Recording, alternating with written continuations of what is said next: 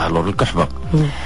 عندنا اول حاجه اللي نصحوه هو ياخذ واحد نص كيلو د الشريحه ونص كيلو ديال الثومه ونص لتر زيت البلديه، يبخر الشريحه والثومه، يقشر الثومه، يطحن الشريحه والثومه، يلوحهم في طنجره، يخوي عليهم الزيت البلديه، يعطي العافيه بالمهل، ويبقى يحرك حتى تبخر الرطوبه وبقى داك المعجون. يعمر قريعات يحطهم في الثلاجه، قرعه يحطها قدامه، ياخذ نص معلقه قبل الفطور قبل الغداء قبل العشاء قبل النعاس، راها ممتازه لواحد الدرجه خياليه.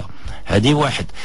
القانون الا كانت الكحبه خاويه كاس ديال الزعتر قبل الفطور قبل الغداء قبل العشاء قبل النعاس. اختصاص الا كان شي باس ما كاين، هذا السيد ياخذ واحد جوج لفتات بيضين يحكهم، يدردر فوق منهم سنيده، يحطهم في الطاكر، يخليهم واحد جوج سوايع ولا 3 سوايع، داكشي الكميه اللي عنده ديال اللفت غتطلق السيرو ديالها، ما يضيعش داك اللفت، يصفيه، ياكل اللفت على كل ساعه ما كان يهز معلقه صغيره يديرها في فمه يشربها، اللي في صدرو يخرج. هذه من الجهه.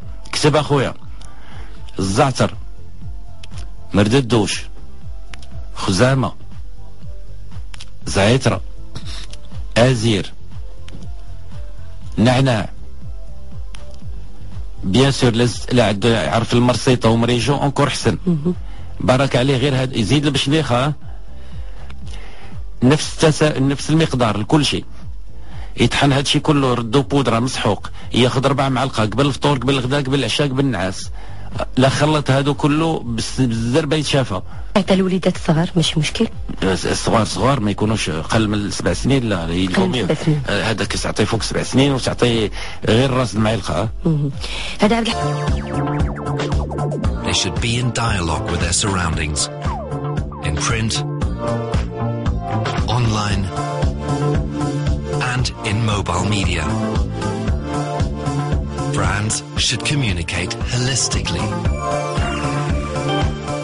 in order to leave an authentic impression on their target group and to inspire the world around them with responsibility and commitment. A creative corporate culture.